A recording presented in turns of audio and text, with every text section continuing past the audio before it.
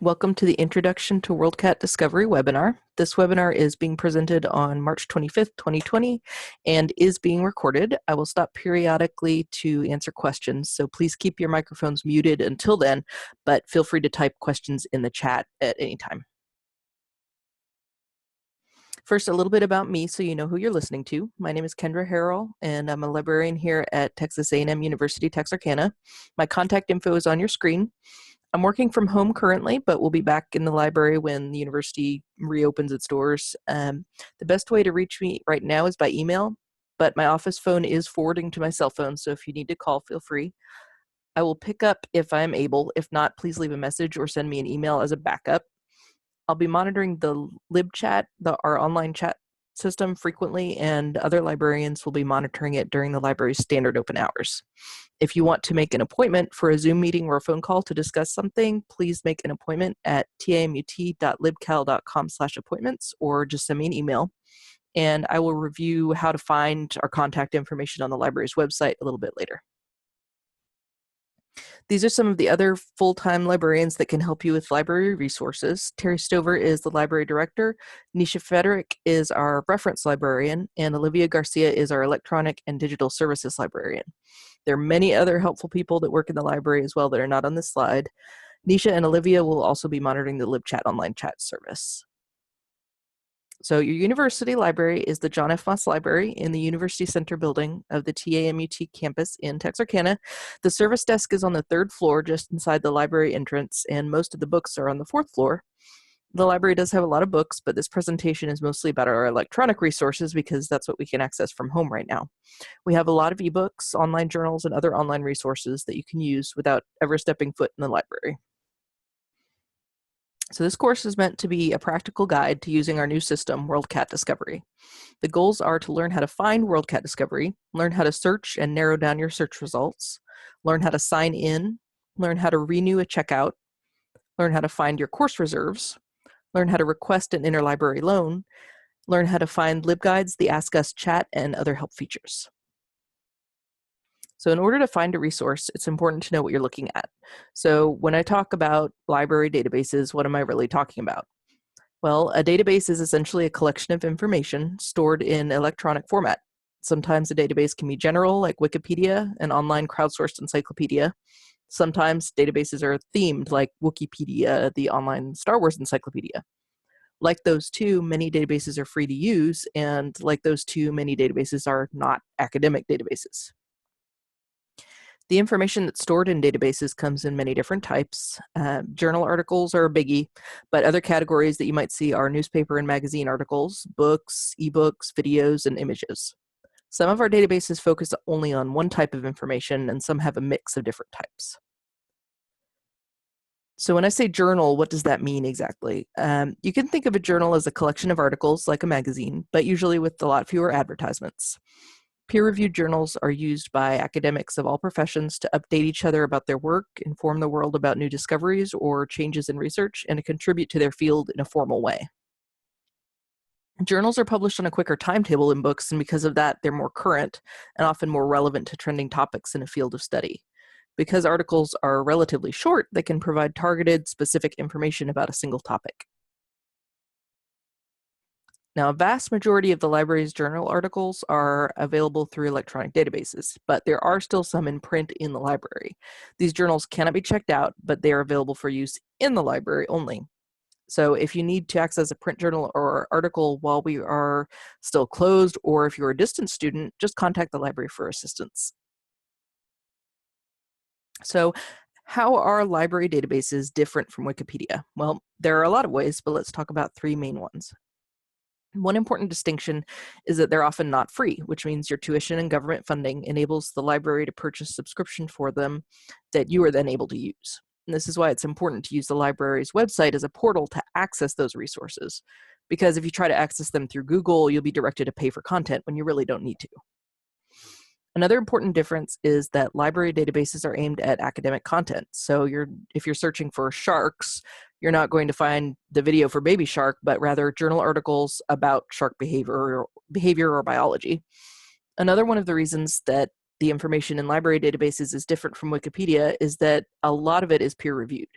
That means that when a journal publishes an article, they have other professionals in that field review the content of the work first to make sure that it lives up to the standards of that field. For example, if a scientist submits an article on shark bites to be published in the American Journal of Forensic Medicine and Pathology, and it has reference to the different sized bites of baby shark versus mommy shark, citing the baby shark video on YouTube, the other scientists that are in charge of reviewing submissions are going to flag that so it doesn't get published. This process is meant to control the quality of an academic journal and maintain high standards for published articles. Wikipedia articles are not subject to that sort of filtering. The library has different types of databases. Some of our databases contain the full text of journal articles, but some only contain partial text, like an abstract or index of the articles. And I'll show you how to sort those out from your search. So does anyone have any questions so far? This has mostly been a review of databases and how they function a little bit and how they work. Okay, I think we're good to move on. So let's take a look at the library website. If you see the search databases bar in the middle of the page that's circled in red, that is our swoop search.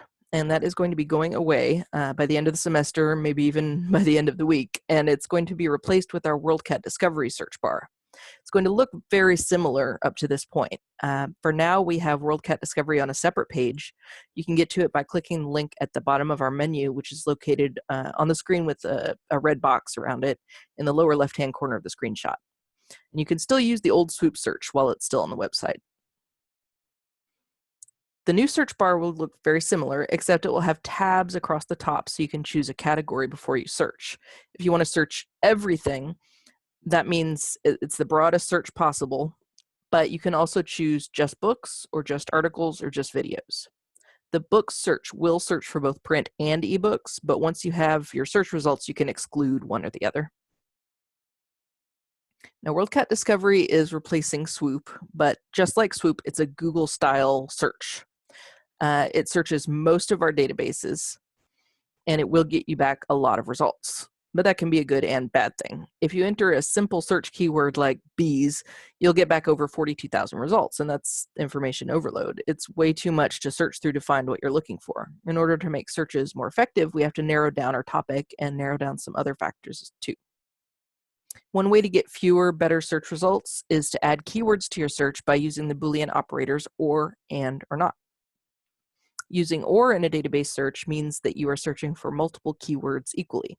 So if you search for dog or canine or hound, the results will contain articles that mention any of those terms. Any of the results might contain only the word dog or only canine or only hound. This would retrieve a lot more results than if you only searched for canine. When you use and, you will get fewer results than if you used or. So if you search for employee and motivation, your results will have only articles that include both of those terms. You can use not to uninclude a keyword in your search. This works the same way that a minus sign works in Google. So if you're searching for, let's say, cookie recipes in Google, and you keep getting back tons of Pinterest pages that you don't really want to dig through to find what the preview is showing, you can change your search to cookie recipe, minus sign, no space, Pinterest, and then Google will eliminate the Pinterest pages from the results. It's the same way with the word not, same concept. If you want to search for computer virus, but you don't want to include worms, you can just search for computer virus, not worm, and you won't have to search through articles that just aren't giving you what you want. Now, truncation is also a great shortcut. In addition to Boolean operators, with truncation, you can put a symbol, it's usually going to be an asterisk, and the search will include all the variants of a word. So, for example, teach asterisk will retrieve results for teach, teacher, teaches, teaching, etc. You don't have to come up with every version of the key term, just the root portion. Now, when you're trying to search on a specific topic, it helps to break down that search into the keywords of the topic. For example, if you're doing a project on how stress affects academic performance of students in higher education, you could break that down into the keywords stress, academic performance, students, higher education. Because academic performance is multiple words, putting it in parentheses or sometimes quotation marks will help keep the phrase intact in the search string. Truncating student will allow us to get results for student and students. And by including the truncated universities, that gives us more terms. Let's see. So because any of those are acceptable, either university or college or higher education, you can separate those out with the or, and that gets you any combination of those. It's the same for college with the truncation. If you add the asterisk, it'll get you the plural as well. So if you want to find an exact phrase in a search, you can put it in quotation marks, but it's not always going to be the best way to search a database unless you already know maybe a title of an article that you're looking for or a distinct phrase that you're trying to locate. So using a Boolean search, like in this example, bees and pesticides, is going to be the best way to find what you're looking for in WorldCat Discovery and most of our individual databases as well. Does anyone have any questions so far? I'm going to pause for a moment and take a drink of water.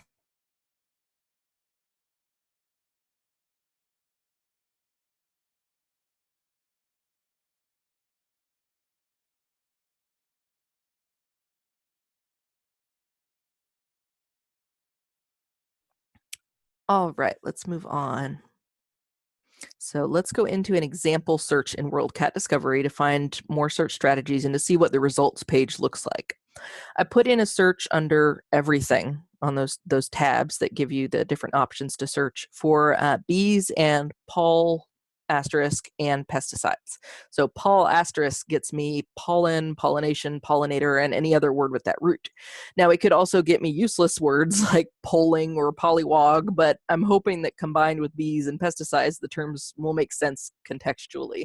And if it doesn't work the way I want it to, I can always change up my search, make it more specific.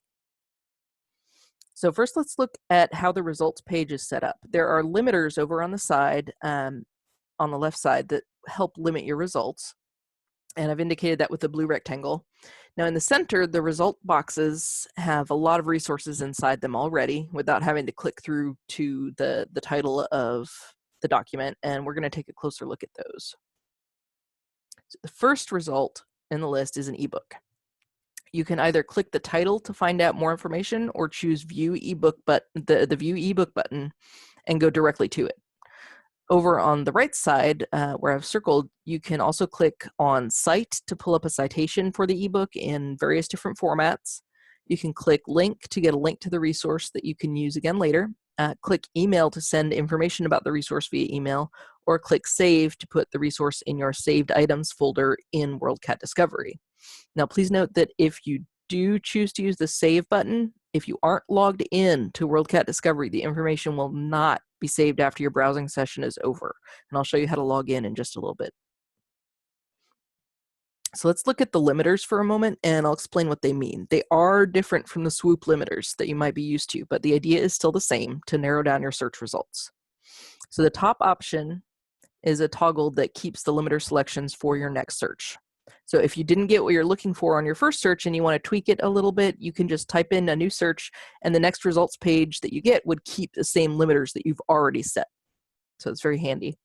The held by library section is particularly important. One of the big ways that WorldCat Discovery is different from Swoop is that WorldCat is linked into libraries worldwide.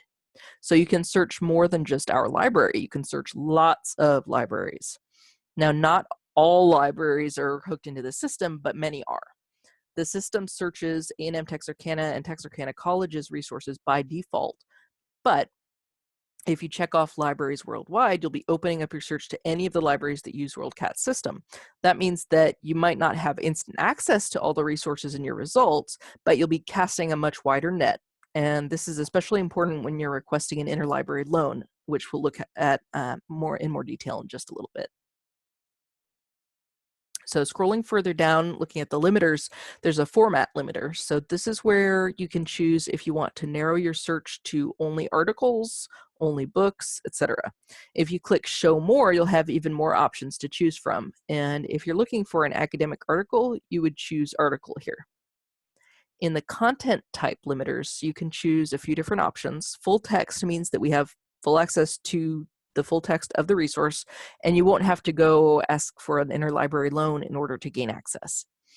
Open access resources are already free resources that are included in your search. And the peer-reviewed option is especially important because professors often require you to use peer-reviewed articles in your projects. If you're doing a research project that does require peer-reviewed sources, you can quickly and easily sort them out by checking off this box. Now, by using the publication year limiters, you can use a preset option like last 5 years to quickly get the most recent resources, or you can put in your own year range.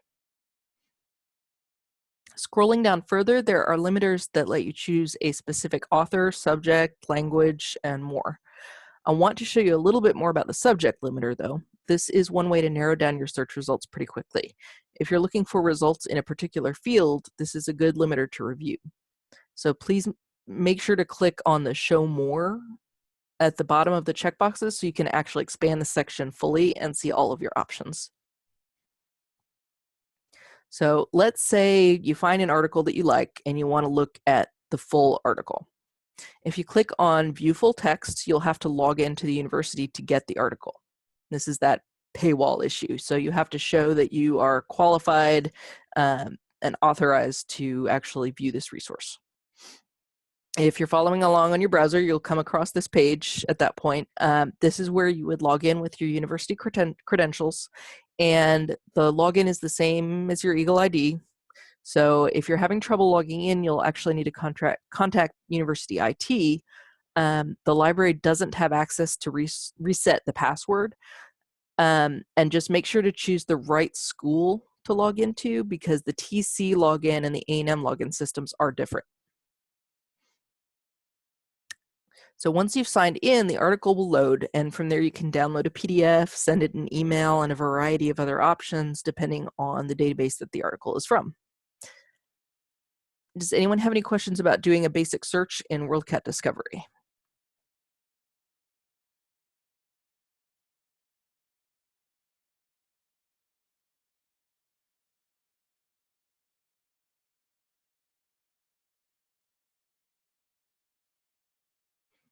All right, let's move on to the next bit here. So let's talk about interlibrary loan next.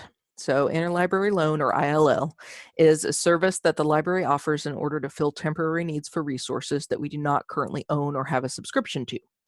ILL essentially allows us to check out items from other libraries. For physical books, this would involve either mailing the item or using a courier to bring it to the library. Right now, because of the situation we're in with the coronavirus closures, we're focusing on electronic ILLs instead.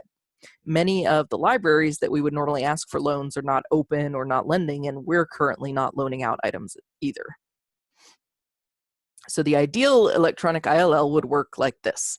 You would identify the resource that you want, submit an ILL request to the library, and then you would receive a response from a library staff member, including either a link or a PDF of the resource that you requested.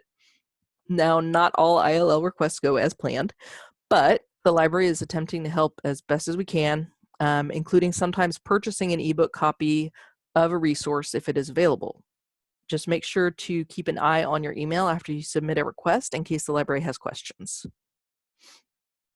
There are two ways to get to an ILL request in theory. Either you know the exact resource that you're looking for already and you search for it without being able to find it available at A&M Texarkana, or you did a keyword search in WorldCat Discovery and found a resource that you want to look at that is not currently available at A&M Texarkana. So the next steps are the same regardless of how you approach the problem of not being able to access the resource. So first, check off libraries worldwide in the limiters. This opens up the search to items that we may not have access to. Second, search for the item that you want to request. Once you find it, if there is a link to access it, obviously try that first. You may not need to request an ILL at all. But if there isn't any access, you should see a gray text reading held by other libraries worldwide. The third step would be to click on the title of that resource in order to expand it and reveal more options. Once you do that, you'll see a request item through interlibrary loan button. So click that. And then next, that link will open a form. And the details of the resource are already pre-filled at the top. So all you need to do is enter in a cutoff date, so a date by which after you wouldn't need the resource anymore, how much you would be willing to pay for the request. Now, most ILLs don't require fees, but occasionally they do, and your contact information. Once you submit the form, it goes to a library worker who will work on fulfilling your request and will contact you with questions if necessary. Under the patron ID, which is optional, if you would put in your student number or your employee number, that'll help us help you a little bit faster. So that covers the basics of interlibrary loan. Are there any questions specifically about interlibrary loan at this point?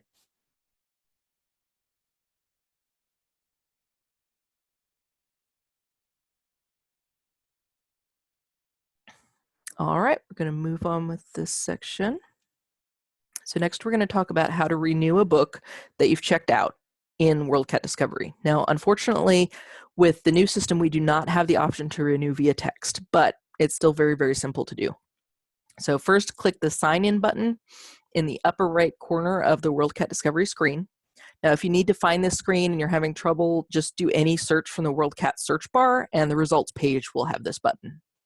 Once you click that button, you'll be able to choose your school from the list, A&M Texarkana, and then you would log in with your Eagle ID, same login as Blackboard.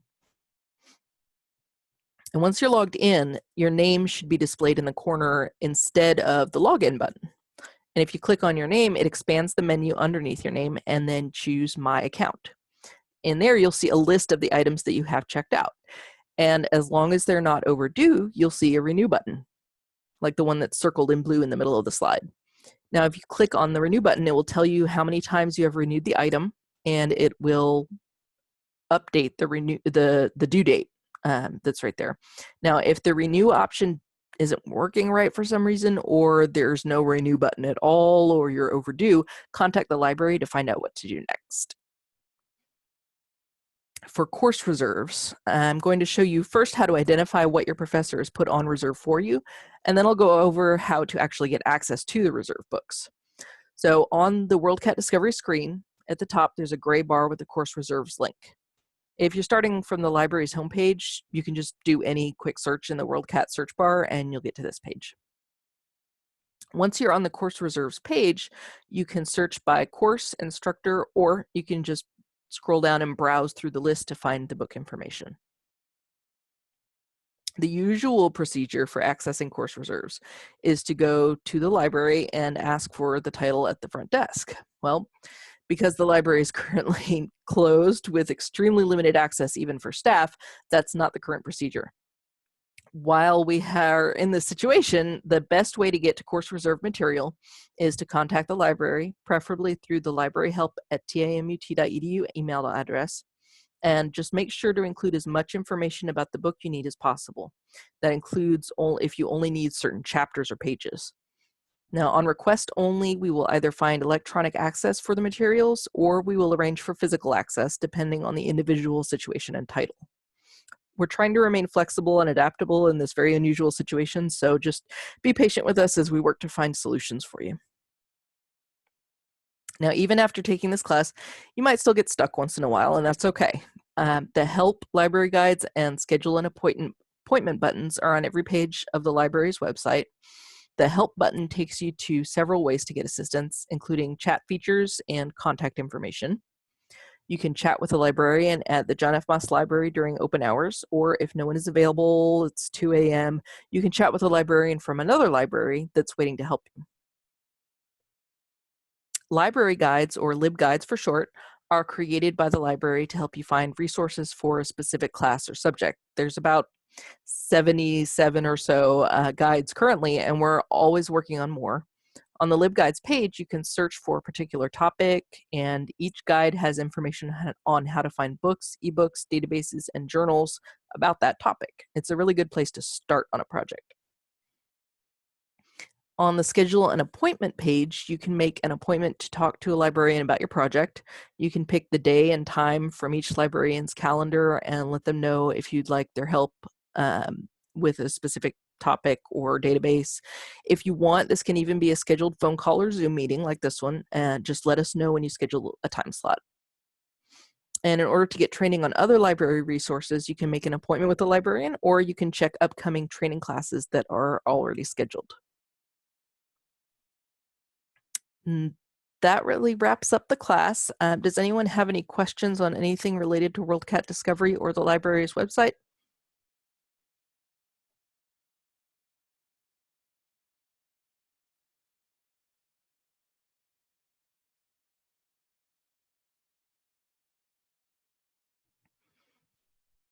All right, where I've put my contact information back up.